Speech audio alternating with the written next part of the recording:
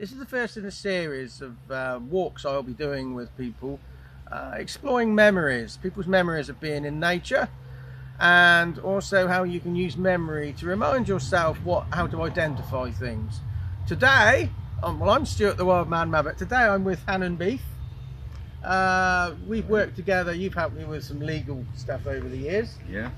And you've brought me to what's this place called?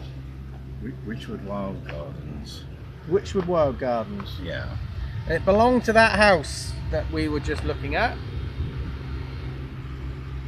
And it was donated by the family to the community? Yes, that's right. Yes, it belongs to the community now. And anyone can become a member. Just pay about £1 or something. £1 a year? Yeah, something Yeah. like that. And what are your memories of this particular location? What brings you back?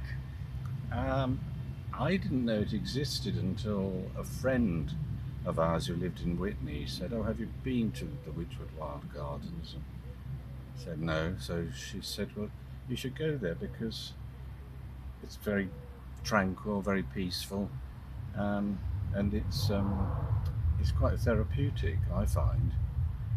And it's a beautiful set of gardens. It's all run by volunteers."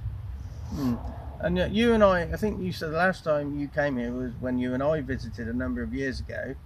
And you've now got a walker and I'm in a wheelchair, but it's still accessible to us. It is. Yeah, it's very accessible. We're in Shipton-under-Wychwood and the Lamb Pub is just down the road, so if you want to have a short walk in a good bevy, there's a local hostelry we can use.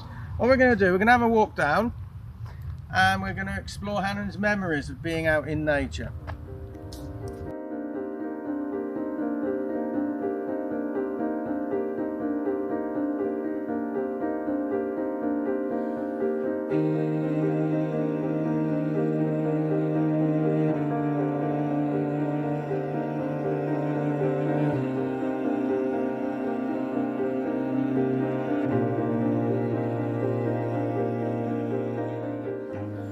Right, we're at the Wychwood Forest Garden. We're down at one of the ponds now. Back with Hannen again. What is it about this garden that keeps bringing you back? And do you find you're chasing what you remember it to be, or you're finding new things each time you come? Yeah, definitely remembering and memories. Good memories. I always like coming here. It's very peaceful. There's hardly anyone about ever when I come. So it's quite nice to know that I've got this lovely garden more or less to myself. And through your life, what other little enclaves have you retreated to? Because what was the first place you mentioned when That was anywhere near Bexhill-on-Sea, yes. And then you've got this place. Through your life, what places do you remember that have attracted you, and is there a similarity between the two? No, not really. I used to live in London, in Kensington, so I used to go into the Kensington Gardens there, which was like, there's a big, I don't know if people know, but there's a big round pond where people sail their little boats, and a lot of grass, really, more than anything else.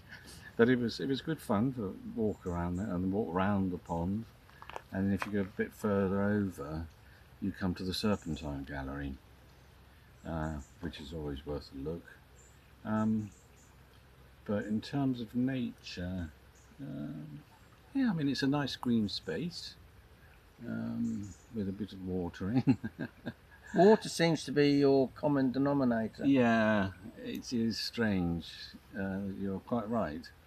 I hadn't really thought about that before, but I am drawn to water, and there's a lovely waterfall just back there.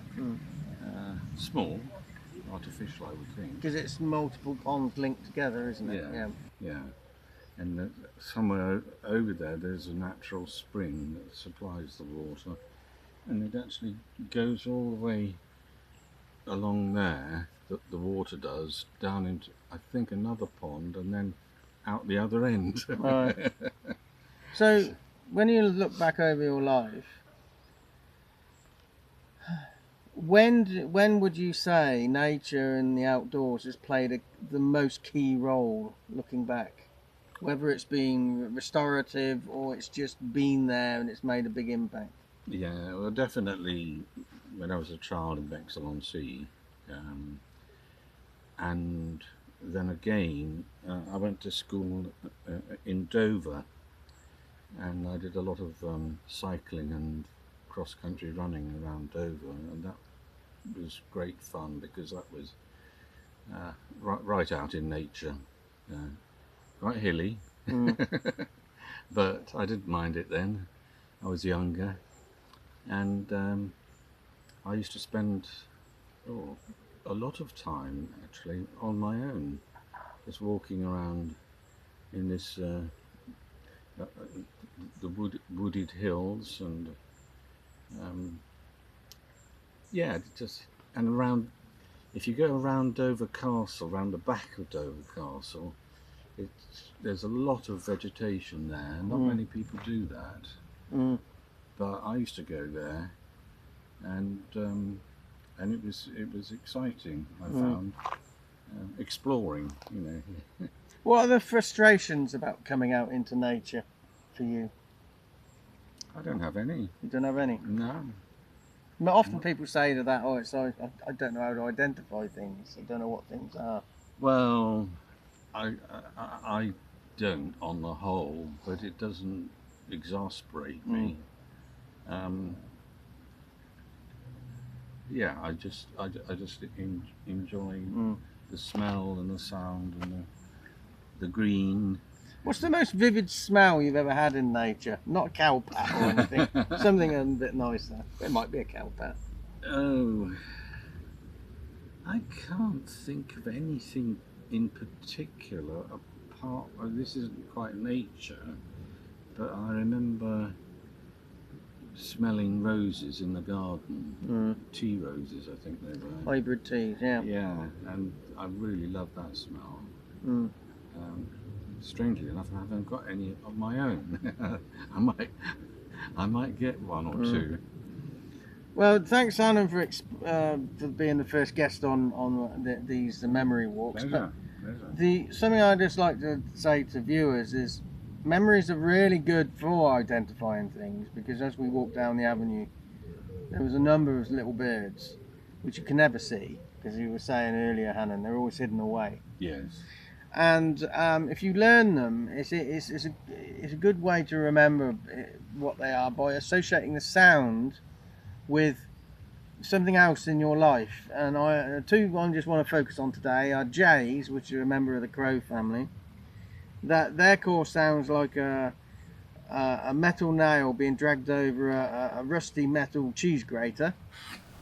And then you've got blackcaps. Many people on their coffee tables, they have Newton's bores, those things that go,